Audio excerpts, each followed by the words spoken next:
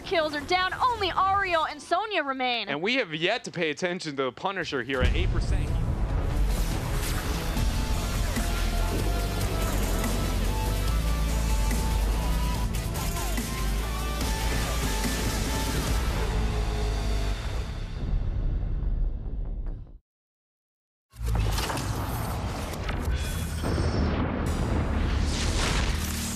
Hey, y'all out there. If you're gonna get through the summer, you need stamina. You need strength. You need Takis Finley's Bust Your Ass Workout.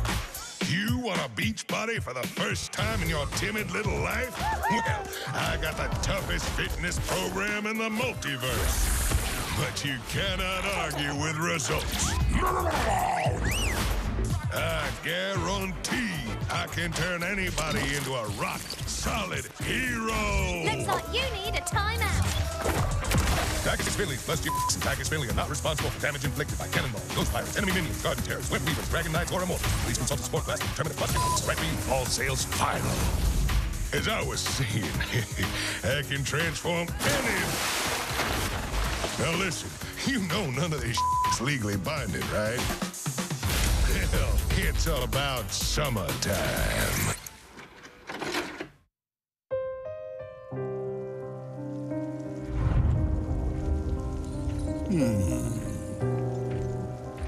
Stitches was shame. Stitches want playtime. Stitches played too rough. No one play with Stitches. But Stitches found Nexus. In Nexus, everyone have to play with Stitches. So much playtime makes Stitches hungry.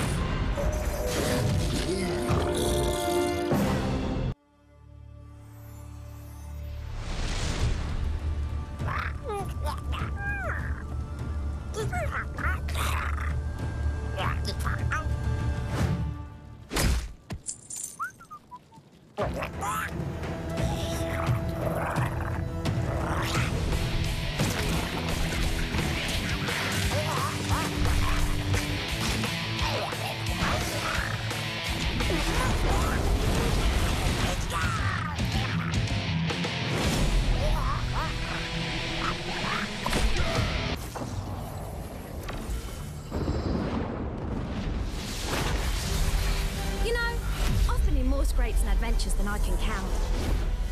That being said, I've never seen anything like this. Hail, hero! Is that a frog in a bubble?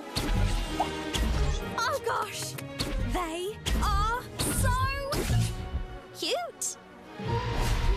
Well then, there's so many friendly people here. Coming through.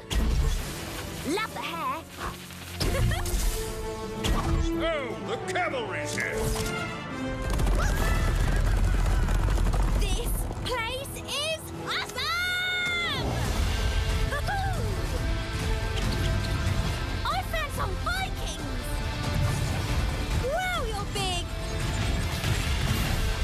The name's Tracer, and the Nexus could always use more heroes. Ah! Not funny!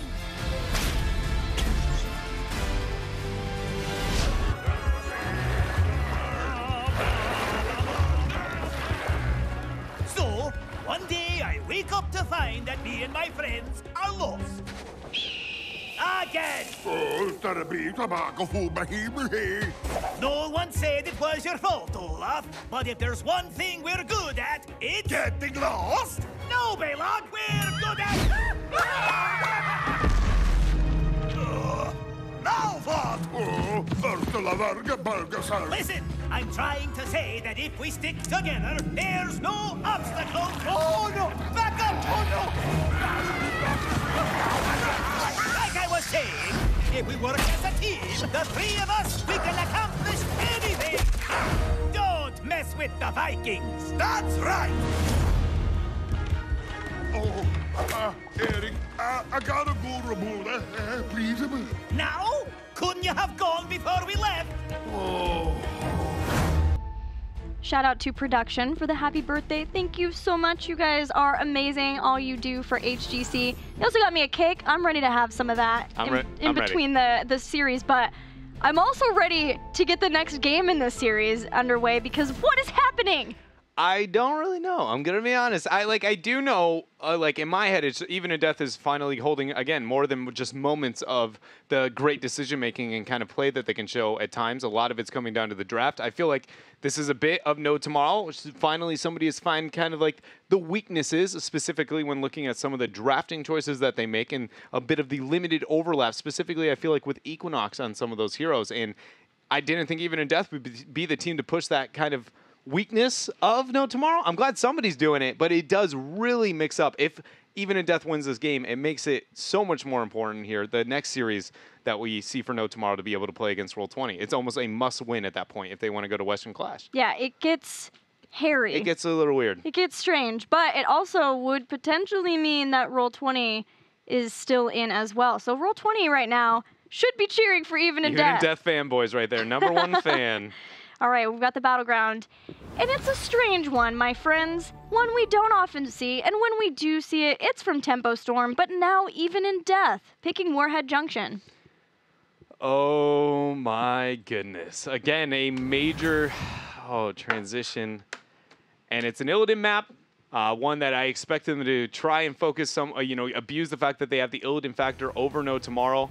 But overall, it's just, what I see here is they're ready to end the series. They're donezo. They've got the final plot. They've got the little bit of the curveball that they are ready.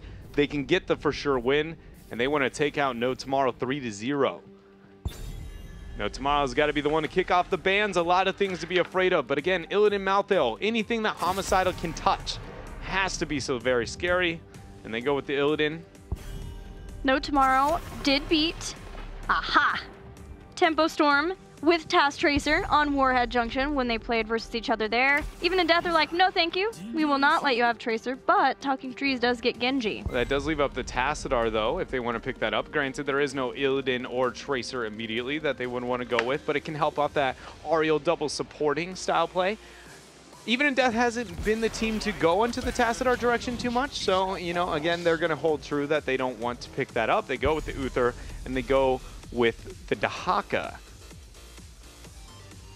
I was going to say that Dahaka makes me a bit fearful because then it's kind of like, well, Homicide will be on those flashy heroes again. But last game they showed that they can put, they can run Malthael with a double warrior and having Dahaka be played by somebody else. So at this point, I'm like, fine, have the global. Let's see what else you got. They're flexing it. Did you just actually bicep that? Heck yeah, I've got flowers on it. It's like the flower's growing. Yeah, it is like a small breeze on the flower, and it's kind of expanding a smidge. These are, have you seen these guns? You're no Popeye, let's be honest here. They shouldn't give you cake, it was spinach they needed, just Can you believe this guy? On my birthday. Oh my, I'm just saying you're no Kaldor, Fine, that's true. That's true. I'd have more hair than him, though. You got that going for you. Got him. Abathur Greymaine's the rotation. It's looking pretty so far. No Tomorrow's got one of the more intimidating compositions you could ever draft in this game. Both of those are prime hat targets. Abathur thrives in this kind of environment, and both are top 3 clone targets you could ask for in the game. Even in Death has to be scared of those 3 picks. What can they deny from this? Do they want to try to deny a warrior? Do they want to deny a support? Are they dealing with a global game and taking away some of the global capacity? The support makes sense. Yeah, the one thing I was going to say is I do not totally enjoy the idea of targeting at the warriors, only because that Ethereal can always be flexed in this comp and be very, very impactful, but it's also not common in North America to be able to see that picked up. So, you know, I'm a bit torn. You know, even in Death, eventually they decided to go into the Stitches, and it's one of those circumstances, again, from what we've seen in International versus what does No Tomorrow specifically do. Even in Death has been drafting to No Tomorrow, and it's working. So targeting the Stitches, I guess, does make, again, more sense, I guess, especially because they've been successful in games 1 and 2 with it. Casanova did play some Tyrael when he was in the melee role for No Tomorrow before they brought on Equinox. So it is still a possibility with that, and it would be pretty darn good. We'll see if that's what they want to pick up as a warrior or move somewhere else. No Tomorrow, though, as a ban away, taking away Vala.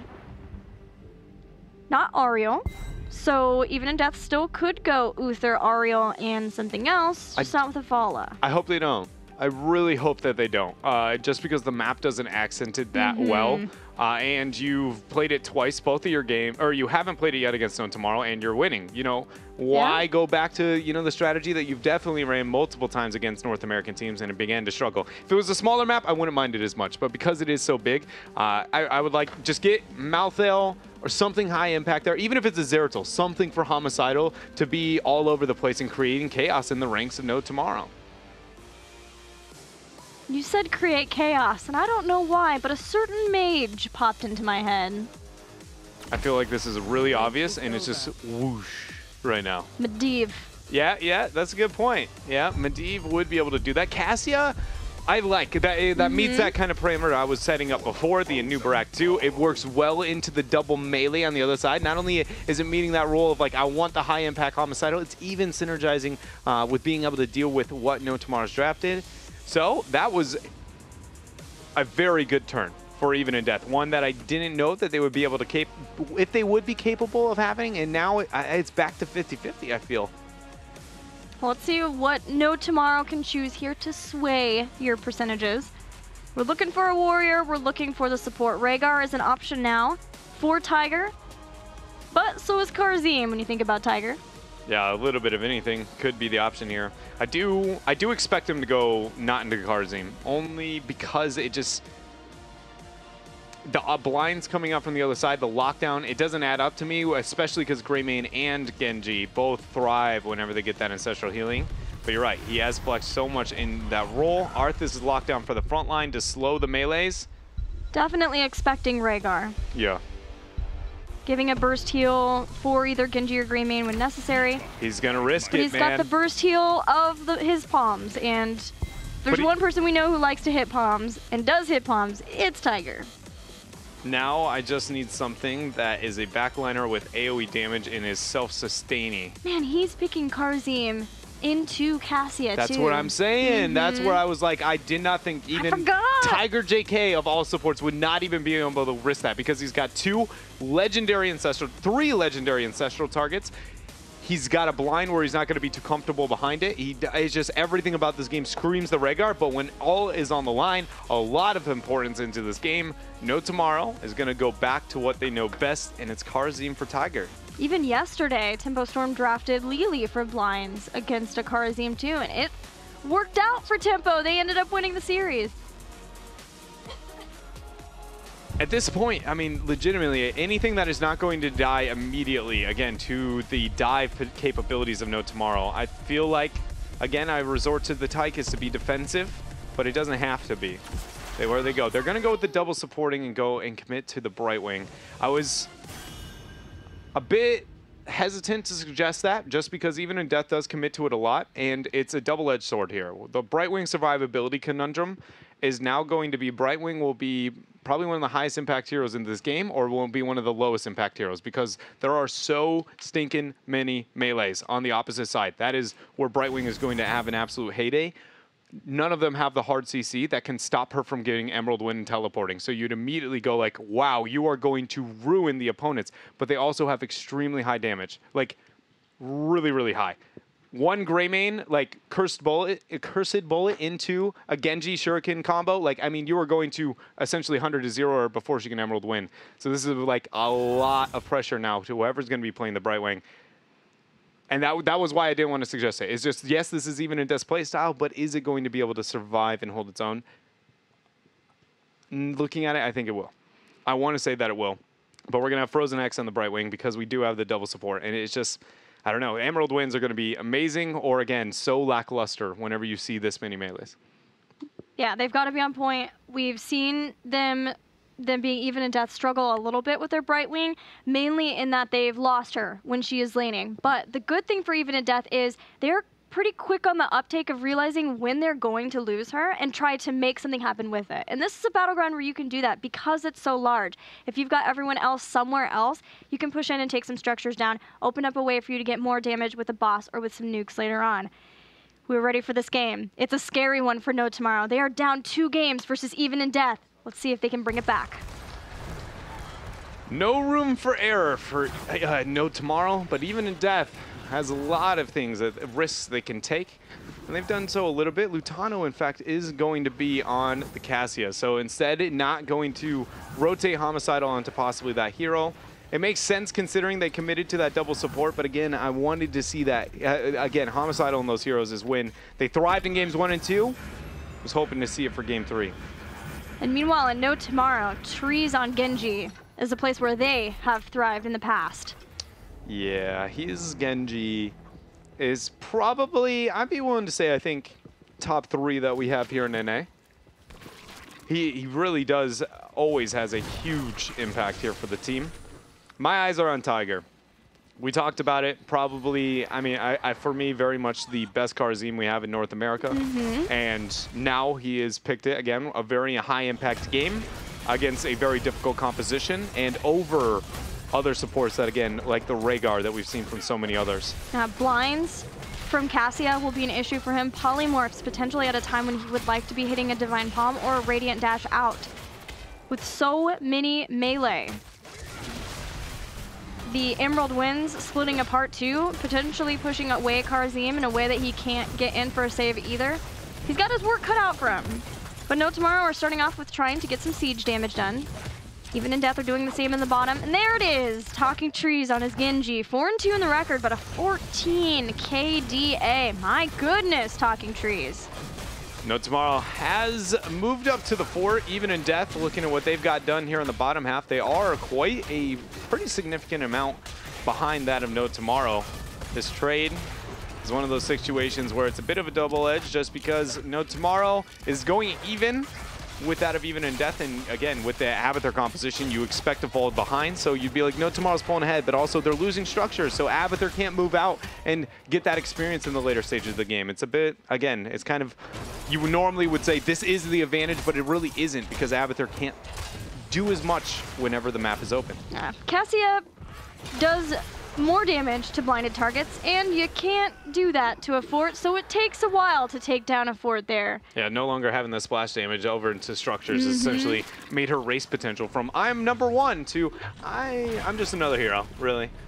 Double nuke phase has started, the first warhead phase. Brightwing's going to be able to get that for free in the bottom, and that's where the double global of even in death does come in handy. Abathur is soaking up in the bottom lane. Brightwing's going to teleport in. Tiger got interrupted. 3-man Howling Blast there from Casanova, but the drag, there's the knockup. The stuns are there. Is the supporting there? It is not. Tiger unable to move in to the death ball of even in death. And another kill, another nuke, and another early game lead in this series. Even in death looks nearly just unstoppable. No Tomorrow has to find an answer. Even in death are using these nukes to open up front walls. We'll see where they want to use the second one, if they're going to save it for potentially another lane, for a boss fight somewhere.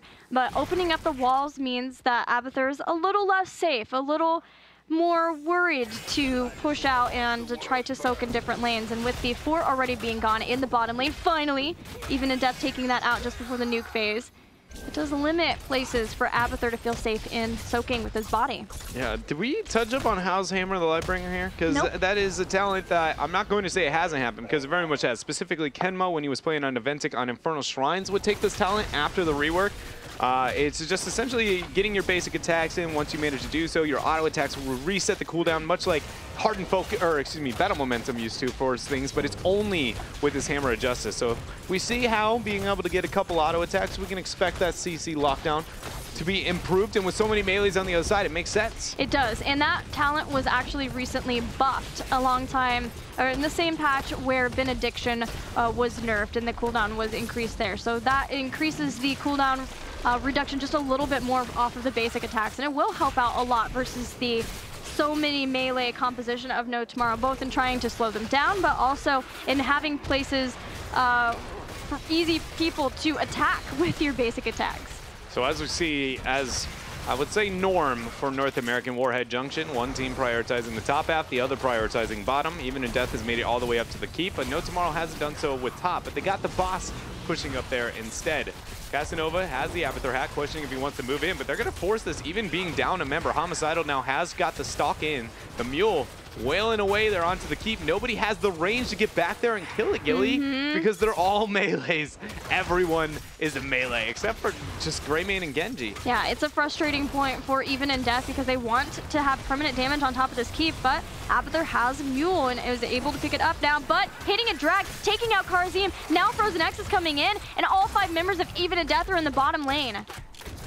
Man, the respawn timer is so short, though. This is so early on to be trying to push here, and the mercenary camp pressure is continuing in the top versus Even in Death. Yeah, this is a lot of value for No Tomorrow. It looks like they were the team that was reactionary and actually losing, but in the end, they are far ahead of Even in Death because Abathur has been able to aid that boss and that camp up in the top half of the map. They took out the entire front wall, and Even in Death wasted experience, again, committing all the members of their team just to go down there. Granted, losing Tiger JK was definitely not in the plans of No Tomorrow. Even in Death got a bit more than expected, but now we got another Warhead rotation. We're going to have 4 spawning out onto the map for now. It looks like Even in Death has locked in just the bottom left with that Uther. Actually self-canceling that. Yeah, not wanting to get caught out away from his team all by himself, so they're going to give those 2 up and try to make sure that they can get the top 2. But Lutano's getting pushed away with the Cursed Bullet too. Brightwing just barely makes it in with the shield to keep him alive. Between the Pula battery, the teleport coming in from Frozen X, and the blind, Lutano dropped. Like, no damage to be able to get that kill. But without the heroics, Even in Death, they can't move up to this. They have to forfeit. So No Tomorrow, for the first time in this game, has gotten at least an objective. They have a significant lead, 3 nukes to the 1 of Even in Death, but heroic abilities are now available for Even in Death's side. Emerald win once again for Brightwing to try to separate out this death ball composition that No Tomorrow has. Nuclear and Tiger launch JK's detected. palm is back. Keep going down. Good night, my sweet friends. We didn't even get to watch the fireworks. So tilted. Boss started here for Even in Death. Oh, now we got the fireworks. Thank you, Brosidon. At least the aftermath. Yeah, you know, always looking out for us. Boss here, Burrow.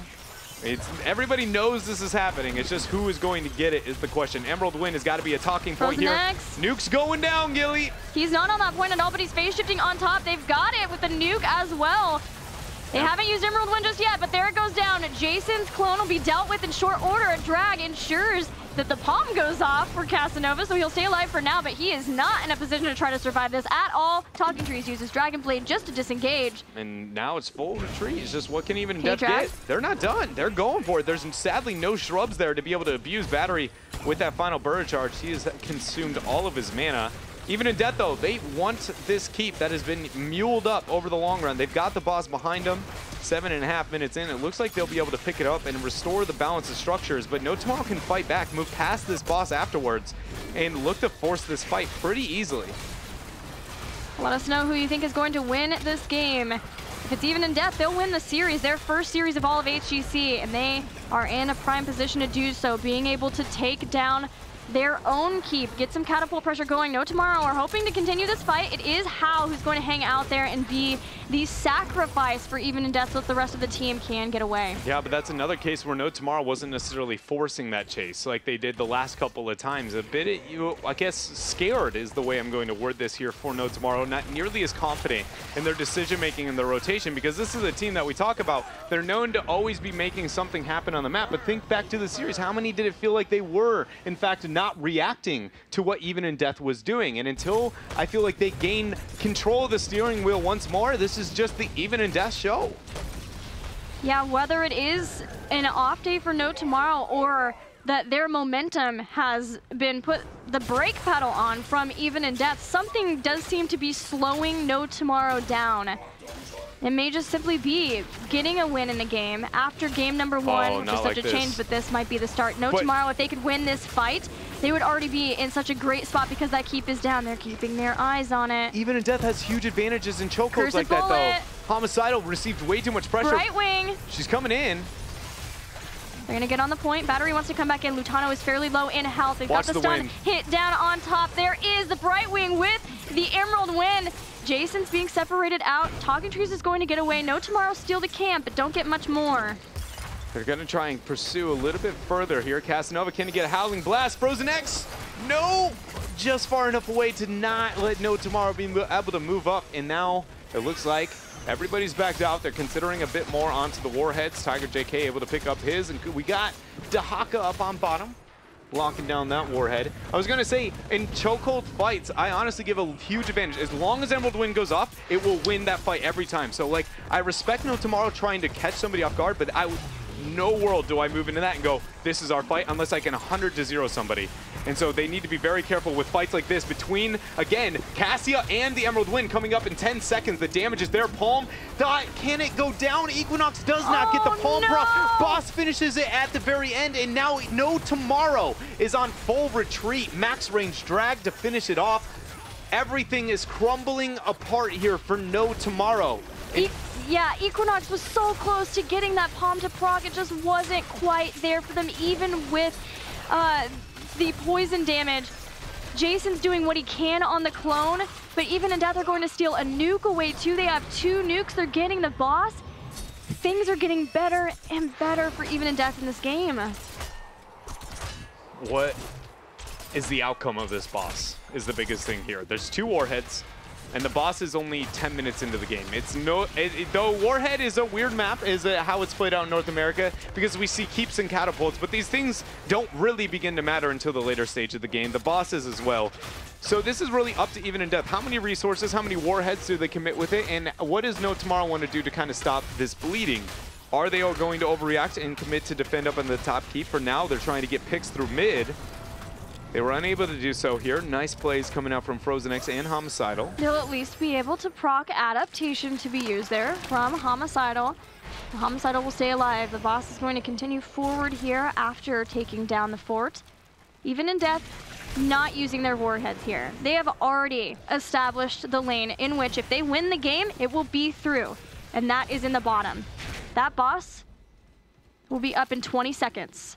And they are far closer to 16 than their opponents. Jason has so much confidence. He's been visible in that lane for so long, and it's right next to a shrub. He has nobody there.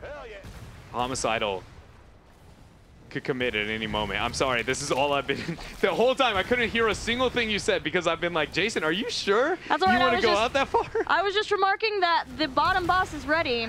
It's No ready. Tomorrow knows exactly where Even in Death are, and they know how much trouble they are in. They are heading toward the core. But see, this is not an all-in core. It's 12 minutes into the game. It's not going to be that easy, and it depends on how many members of Even in Death are going to respond. It looks like all 5. The shielding is already going to be removed. Can they make it back? They're just ripping through this core. 70. Emerald Wind doesn't hit enough people, Gilly. They might be able to do it. 50 Equinox is just going to barely The stay palm. alive. The palm is perfect for Tiger JK, and No Tomorrow have done it. They'll take out the core, abusing Even in Death, wanting to get that boss and win the game.